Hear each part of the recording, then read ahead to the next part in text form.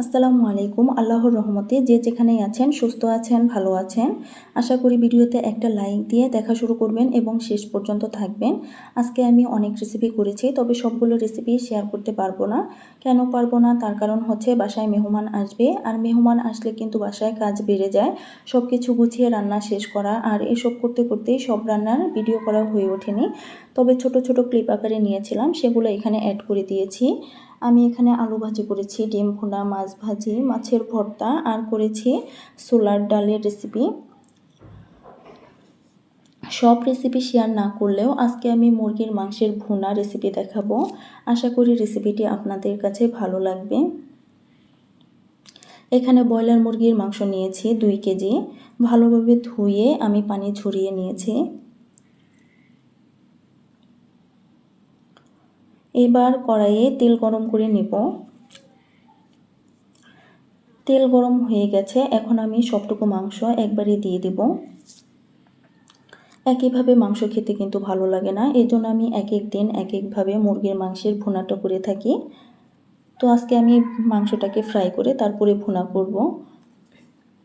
প্রথমেই আমি 1-2 মিনিট নেড়ে চেড়ে ভেজে নেব। রেসিপিটা আমি একদম সহজভাবে করেছি।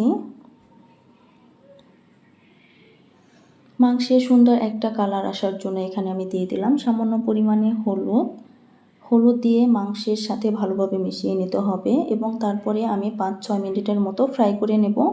এই পর্যায়ে চুলার আঁচটা আমি মিডিয়ামে রেখেছি। আমার মাংস ফ্রাই করা হয়ে গেছে। এখন আমি একটা স্ট্রেনারের সাহায্যে উঠিয়ে রাখবো। আশা করছি আপনাদের কাছে এই রেসিপিটি ভালো লাগবে, আর ভালো লাগলে রিকোয়েস্ট করব প্লিজ আমার চ্যানেলটাকে সাবস্ক্রাইব করে দিবেন, লাইক কমেন্ট শেয়ার করবেন। অবশিষ্ট তেলে এখানে আমি দিয়ে দিয়েছি 1 কাপ পরিমাণ পেঁয়াজ কুচি, দিয়ে দিলাম সাদা এলাচ, কালো এলাচ, দারচিনি, তেজপাতা। এখন পেঁয়াজটাকে ব্রাউন করে ভেজে নিতে হবে।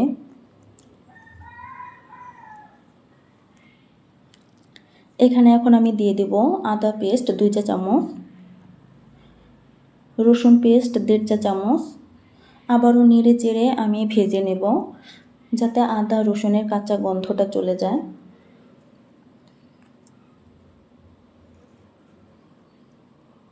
এখন আমি এখানে অ্যাড করব 1 চা চামচ হলুদ গুঁড়া দিয়ে আমি একটু নেড়ে চেড়ে ভেজে নেব, তাহলে কিন্তু তরকারির কালারটা অনেক সুন্দর আসবে। মশলা কষানোর জন্য এখানে পানি অ্যাড করব।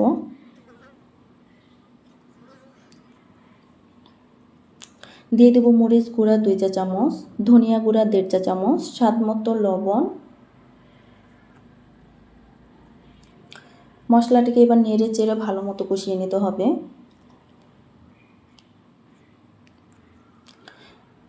যখন তেল ছেড়ে দিবে তখন বুঝতে হবে যে মশলাটা ভালোভাবে কষানো হয়ে গেছে।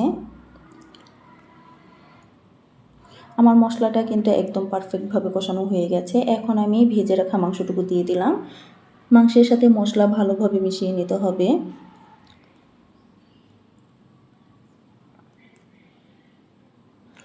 মাংস মেশানো হয়ে গেলে কষানোর জন্য আমি এখানে অল্প পরিমাণ পানি অ্যাড করব। রেসিপিগুলো যদি ভালো লাগে অবশ্যই একবার হলেও বাসায় ট্রাই করে দেখবেন, আর আমার রেসিপি ফলো করে আপনাদের কেমন হয়েছিল সেটা অবশ্যই কমেন্টে জানিয়ে দিবেন।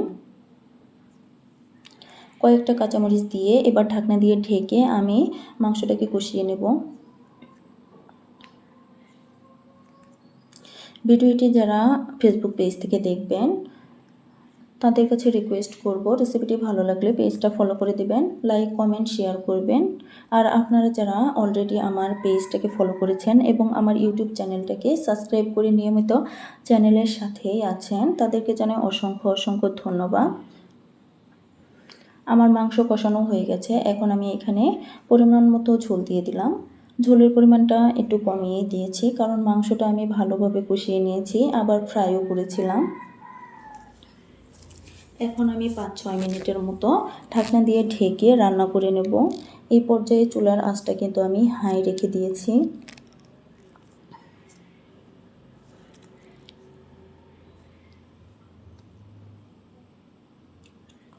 এখন আমি এখানে দিয়ে দেব 1.5 চা চামচের মতো জিরা পেস্ট। নেড়ে চেড়ে আবারও ঢাকনা দিয়ে ঢেকে রান্না করব 8 থেকে 10 মিনিটের মতো। এইভাবে বাসায় রান্না করবেন, পরিবারের সবাই খুব মজা করে খাবে। আর আমার রেসিপি কেমন হলো কমেন্টে কিন্তু জানিয়ে দিতে পারেন। আজকের মতো এই পর্যন্তই, আবার হাজির হয়ে যাব নতুন কোনো রেসিপি নিয়ে। সেই পর্যন্ত সুস্থ থাকবেন, ভালো থাকবেন। আল্লাহ হাফেজ।